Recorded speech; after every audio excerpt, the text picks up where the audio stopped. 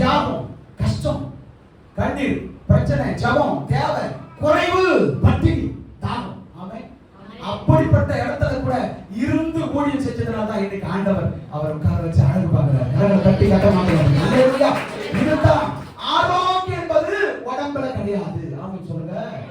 இந்த உடம்புக்காக நீங்க ஆரோக்கியமா பார்த்து பார்த்து பார்த்து பார்த்து கண்ணாடியை பார்த்து பார்த்து அழகு பண்ணி முடி நல்லா இருக்கிற முடி இவ்வளவு முன்னாடி விட்டு வச்சுன்னு, அல்லேலூயா, ஏதோ காஞ்சி போன உதட்டுக்கு திருப்பி பெயிண்ட் அடிச்சுன்னு நீங்க என்ன பண்ணாலும் சரி அது மண்ணுதான். அல்லேலூயா.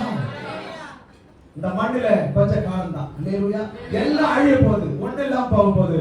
மாம்சமானது ஒன்றுக்கும் உதவாது. ஒன்றுக்கும் உதவாது. அல்லேலூயா.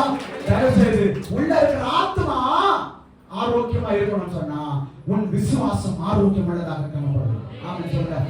ஆத்மா ஆரோக்கியமா இருக்கணும்னா விசுவாசம், உடம்பு ஆரோக்கியமா இருந்தா உடம்பு ஆரோக்கியம். உன் ஆத்மா ஆரோக்கியமா இருக்கணும்னா உன் விசுவாசம் ஆரோக்கியமா இருக்கணும். சரி, விசுவாசம் ஆரோக்கியமா இருக்கணும் கீழே இருக்குது, அங்கே கீழே இருக்குது. தீர்த்துல படிச்சீங்க இல்லையா?